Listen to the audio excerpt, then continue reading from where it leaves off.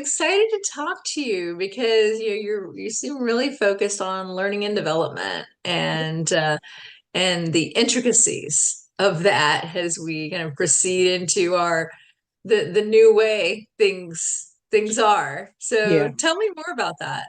Yeah. So I came into this space with learning and development a little over a year ago, officially. I'll say it that way.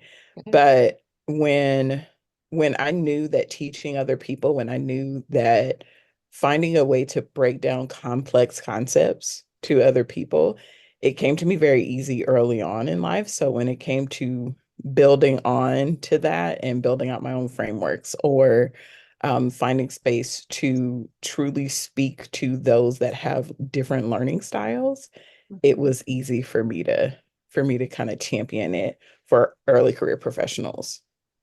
I love that. And you say breaking down and creating your own framework. So tell me more Mhm. about that. Mhm. Yeah, so I've come into this space and I have created a couple. There's one that I haven't implemented just yet, but it's called Clear. Just essentially, if you're the way that you present information, if the way that you present information is clear, it has context, it relates to other areas, then you have the ability to essentially have everything that you wanted to be fulfilled in its most effective and most powerful way. And the most recent framework was START. And that one is more so around leadership and how you show up as a leader with a stewardship mindset. I love that. I love that. So you've created these acronyms, these frameworks around these acronyms, and the purpose of that is to create clarity in education Mhm. as Mhm. well as readily launch Yes. leaders. Yes. So which one of these can you talk about in depth? Yeah. So I could talk about start in depth. Okay. Yeah. Excellent. Excellent. I'd love to learn about START. Yeah. So it's, as you said, an acronym, but start, it is the S is stewardship mindset, Mhm. trust and transparency, advocacy and support, responsibility and ownership, and Mhm. teamwork and collaboration. I And love that. thank you. And I introduced this to a group of business school students at Georgia State University a couple of months ago.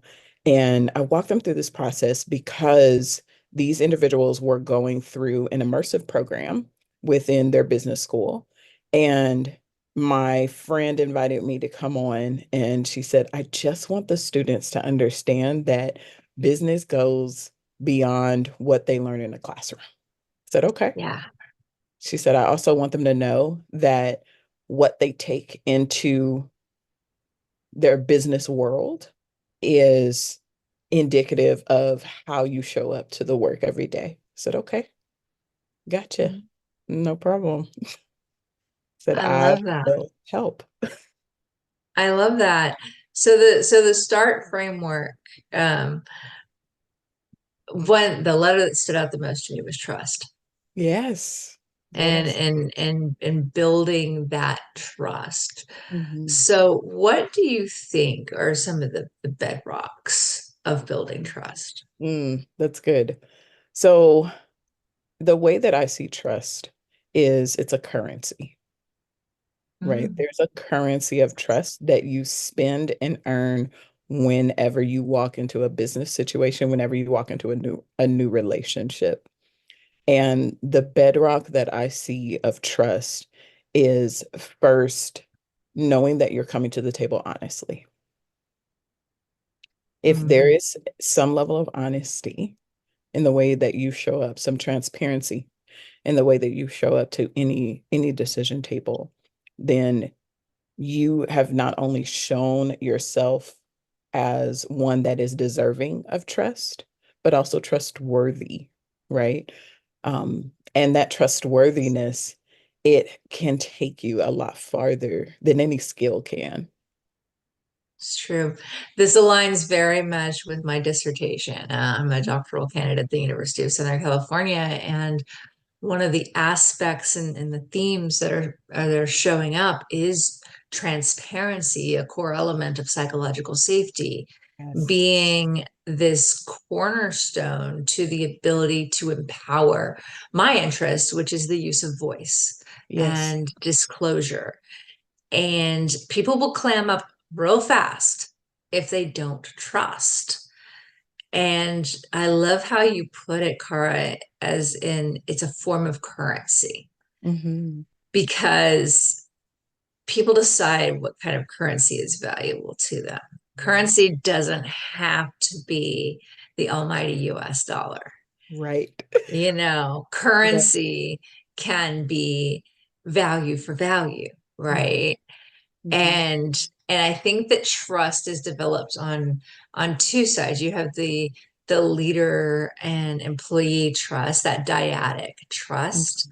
You also have a customer trust that is built through consistency and transparency in what a company provides a customer. And like you said, relationship trust. Like, Yes. I just met you, and okay, call me maybe, but shush if you're a liar. So Right. it's really this universal currency Yeah. that, and I love how you put it as currency.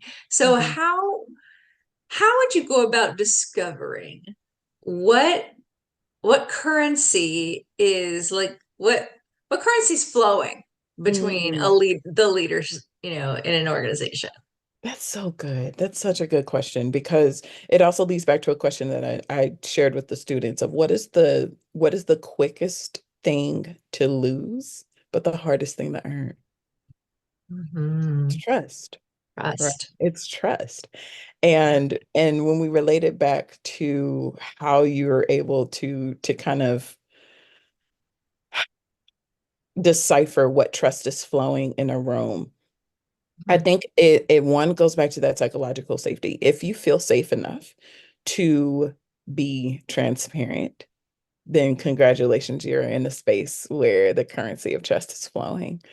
If you feel as if your thoughts are going to be diminished by way of, I don't know, categorizing you as not the right time. No, I don't think that that'll add anything, but you haven't even gotten to the climax of the point yet. Um, Unfortunately, you are in a space where the currency of trust is not flowing. Um, Right. and so it all goes back to how you are responding to what is happening in that room. And again, if it goes back to a space of safety, then you're in a space of trust. If not, either how can you get out of that space, or how can you be an advocate to build it up to be one of trust? And that's Mhm. a hard place to be sometimes. So I look a lot at dyadic safety, right? The two having a safety and a trust between them. But what do you think about the safety one feels within themselves Mm. to maybe not even enter the room, to hold themselves outside of the room, to prejudge the room, to self protect, and how one comes to a self trust Mhm. as a leader in Mhm. order to put themselves out there and say, okay, now I'm ready to try to trust others. Yeah, yeah, that's interesting because that kind of speaks to a post that I made on LinkedIn this week on myself when I put myself in a space of why are you not trusting yourself, right? Um, and it came down to limiting belief. If I were able to um, put a picture, if I were able to put a name to what my limiting belief was, then I would then walk out of that space of not trusting myself. It took me a while to respond just to be on this call because I didn't Mm, trust myself. I didn't trust myself mm, to show up enough so that I can show up in my best light as well as show up and present myself in the best way. I didn't trust that I was worthy of being spoken to, and and my words having a weight or enough of a Mm. weight that can help someone else. Um, Mm. we had already been speaking. I had already, started the conversation with you. You already responded in a way of, wow, I would love to talk to you. So Yeah. why in that moment when it's time for me to hit submit to be a part of a conversation did I delay? Right. And I think it goes back to that self-belief, but also it's the reinforcement, right, that we get in the yeah, environment as well. yeah. Because there's this, currency is a current, right? And current is Hmm. energy, right? Hmm. So when there's a culture or a current of inclusion, of Mm, belonging, of yeah, acceptance, yeah, of come here, right? yeah, That limiting belief becomes less limited because there's that safety, right? yeah. Because there's that evidence. So in my dissertation, I look at women who have been living in psychologically aggressive, emotionally abusive, sometimes physically abusive environments, Yeah. and how when they struggle at work, the leaders can inspire them to disclose what's going on so they can get resources, right? Right, right. And sometimes that disclosure isn't inspiration, it's blurting, right? Like, you know what? I feel like I'm going to mess up in this environment, therefore, blah. Yeah. Um, and that blurting is met with different levels of experience, right? Some experiences good, some experiences it's the beginning of the end of my career when I Mhm. said that. Um, but that belief can can be held in a current of love and of inclusion and of support. And I think where the linchpin to that is what happens when something goes wrong, Mm, yeah. because that supplies until then I don't know if we we can guess about the currency all we want, Hmm. but when the power goes out, you know who you're safe with and who you're not, Right, right. right? And and I'm just curious about, your insights on that, as an educator, Hmm. um, failure Yeah, and struggle yeah. and how that's handled and how leaders are taught to handle that. What are your thoughts about that? That it's interesting you say it. You say the last point that you said is how leaders are taught to handle it. That's somewhere where I think that there is a loss ahead of it even being the case, right? Um, I have seen early career professionals go through this moment of failure and think that today is my last day. I'm not going to recover from this. And so, from an early career professional space, and I call them EVPs, early valuable professionals, because there's so much value that they can add to any workspace. But these early valuable professionals are going through failures that sometimes can't seem like they're defining the rest of their career. And what I would want to see and say to a leader that is coaching them is they've gone through something that you have gone through in the past. Congratulations, you are now looking yourself in the mirror. Your 10 year ago, your 5 years ago. Mhm. Can you treat them with the same grace that someone Mm. treated you with? Can you Mhm. give them the same autonomy to navigate their own failure Yeah. and then just be there when they need you to answer a question for them and not answer the question from a space of you should already know this, because that's something that I'm seeing too, that leaders are lacking at in a way, that I would love to see them do differently. It's the creation of an example Yes. and the normalization of humanity, Yes. normalization of struggle, of failure, of the human experience in the workplace, which is an amalgamation of human experiences, but in some cultures is so shined up Mhm. that it doesn't seem like it's appropriate to scuff the floor. Yes. Yes. Wow. Well put. And yeah, Wow. it's like, and I think that's why it's kind of this chicken and egg argument, right? Mhm. This self, I call it performance self-efficacy, the belief in the ability for one to perform Yeah. is it can be held inside for so long, Mhm. right? Until there's this moment of I have to, right? I have to, right? I have to do this to keep my job, or I have to because it's my purpose, or I Mhm. just freaking have to, right? And Yeah. then who is holding the relationship on the other side? So organizations are just combinations of all of these dyadic relationships and how they interact with each other and how other relationships interact with them.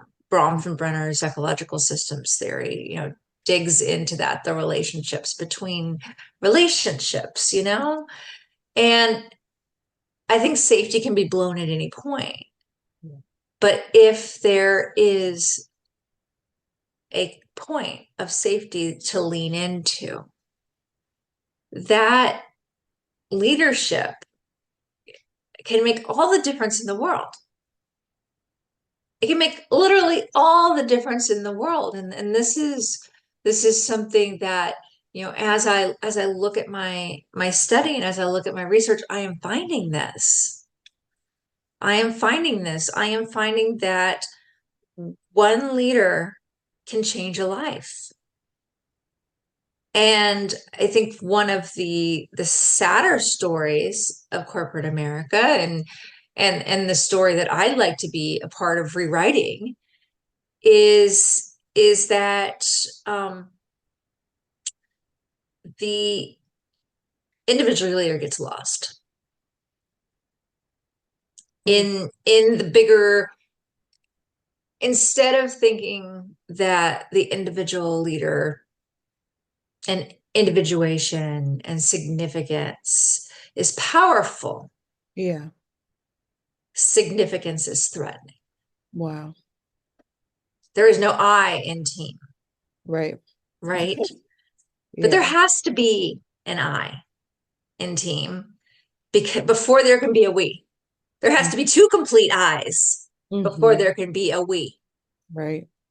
So Right. you do want to hire individuals, right? Who have a voice, who don't just go with the flow, because that stops that innovation, that idea disclosure, Right. and hampers that safety. So when have you seen silence culture pop up and be rewarded?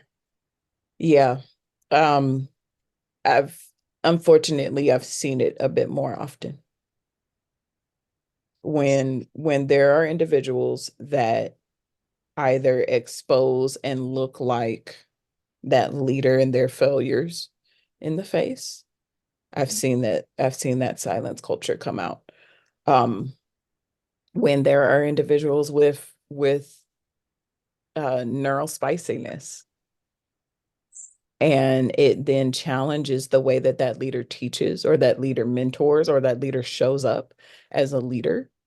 It challenges the way that it's business as usual. Yeah.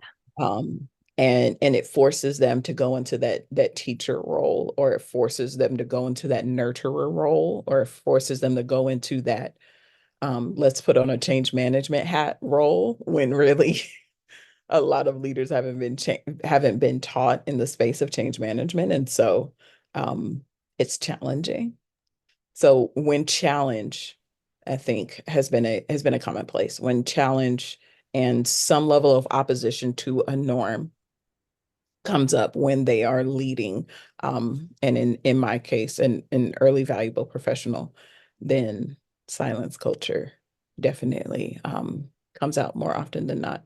And it begs the question of what am I going to do to shift that? What am I going to do to change that? Um, I don't know yet. I don't know Right. yet, but I know that I'm going to show up. Exactly. And that's actually the first step. Yeah. That part of using the voice, and um, taking that chance, taking that chance. And the inspiring thing that I have found about some of these leaders, that I've learned about, is that those leaders say your voice matters, Mm. and your struggle matters, Yeah. and your need for accommodations matters, Yeah. and you are valid, Yeah. your emotions are valid, and there's a job to get done.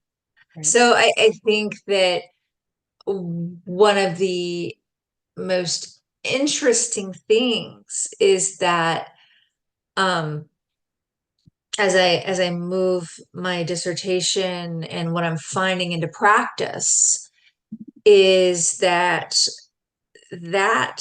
ability to speak up actually creates the ability to compartmentalize. Mm. So the goals are the same.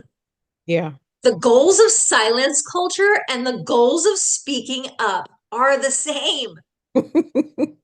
Compartmentalize home from work, compartmentalize those personal feelings from the objective, compartmentalize. Well, the way Wow. you truly compartmentalize is to use your voice, Yeah. is to Yeah. speak up and get it the heck out. Yeah. Because if you can get it out, then you can go, whoa, okay. Gap analysis on this real quick. We actually have a shared vision here. But the way you think the vision looks is accomplishable this way. Yeah. And the way I think it is accomplishable that way. We can actually bridge a gap here and make the vision happen. The same vision, right? So I can then take what's going on. And you talked about neurospiciness, Yeah. autism, the sense of justice, Yeah. right? You tell an autistic person that they can't speak up, Mm. you're going to have a self-destruct. Mm-hmm. Mm-hmm. Period. End of story. Just the Uh, use of their voice, period, is a yeah, victory. And you tell them to exactly. use it. Exactly. Wow. They an autistic person has to speak up. Yeah. A person with ADHD needs variety, Yes. um, cannot be taught, right? It doesn't mean that the organizational goals have to suffer because someone has a different approach. Yes. Exactly. But silence culture creates what I call a data vacuum. Mm. It's not even just a lack of data, Yeah. it is a data vacuum that Yeah. not only discourages the individual from speaking up, but anyone in a social network, in a cluster with that individual, Mm-hmm. because you have a choice. You either go within or you reach out. Yeah. And if there's anyone in that organization they feel safe with, and maybe they're not a leader, that's what happens. You get this spider effect of I'm having these discussions and I'm having these imaginations, these mental models, right? Peter Senge in his book, The Fifth Discipline, talks about these mental models, these stories that we spin up in our heads, right? We spin up these stories, and they all stay in here until they become reality through speech. Mm, But until then, there is a manufactured reality going on right here of what we assume things are going on here and here and here and here, and we try to self-protect by planning it out before we speak it out. yeah. So this mental model combined with the speaking out in the direction where data is not accomplishable, to vent, in other Mhm. words, to gossip, to vent, to just speak, that creates a bigger problem than being able to speak to leadership. So, my question to you is, if a leader sees this going on, right? If a leader sees this going on in their organization, what can they do?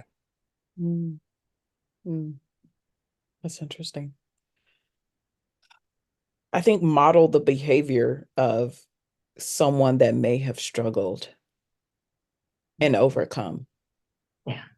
I think by showing up in that space of creating that currency of trust, by making yourself, as you said, the first example, and even saying, you know what, I'm having a hard week, but I'm choosing to show up. Or it's so interesting that this is happening to you in this point of your career. This happened to me at this exact same point. Mhm. And I want you to know that I am here to support you. Here are Right. some of the things that I went through if you would like. And asking permission to give them the opportunity to be vulnerable, asking permission for you to say, I have a solution for this problem that you're facing. Would you like to hear it? Giving the autonomy, Mhm. giving that power back, right? For someone that feels that they are powerless in that moment Yeah. because they're arriving in a space of I'm so caught up here and I can't figure out how to speak it out. Yeah. And when I approach someone like that, it pains me that I come to the table and I'm on a call with someone and all they do is cry for the 20 of the 45 minutes that I'm on a call with them. And it goes back to those mental models, but it also goes back to what safety has and hasn't been created for them. Mhm. And so after Yeah. just listening, give them the power back and ask them those questions. I have a solution. Would you like to hear it? Mm. Yeah, in the absence of support, that's what people do. They try to get support however they can. So if that leader can be that source of support, then there is no rumor mill. Right, There is no data vacuum because the data is known. right. And I was asked at one point in time, as I was researching organizations, why do you want to talk to the employees? As executives and senior managers, we understand strategically what we want to accomplish, and but why do we need to get down in the trenches with this? And I said, there's a lot of dirt in the trenches you don't know about. So there's a lot of stuff you don't know about. My question back to you Mhm. is twofold. Yeah. Are you willing to unlearn what you think you know? And red pill or blue pill Mm, from the Matrix. Are you going to take the red pill and take it where it takes you and know that you have full data on your organization and your people? mhm, Are you going to take the blue pill and stay asleep? mm. And if it's the blue pill, pleasure meeting you. Yeah, You're not ready. But there's so many executives and so many leaders who are ready for the red pill. yeah, They are ready to really know. yeah, And and disclosure to me is like magic. yeah. Once you understand the good, bad, and the ugly of what the mental model is here. Mhm. On a departmental basis, on a interpersonal basis, you you open up this treasure trove of I can now create something. Yes. I was seeing all these roadblocks, all these resistances, all this, and now I can create something. Right. So if you had one big takeaway for all of this and in your work and something to share, what would it be, Kara? Mm. Your significance is valuable. Your significance is valuable. Your Mm, words and experience are valuable. mm, I And love yeah, you walk into a room and that's because you belong there. What you add to a room will be noticed. Oh, that's amazing. And I know this video is going to add so much value to somebody's life, and I'm so glad you showed up today for me and for yourself.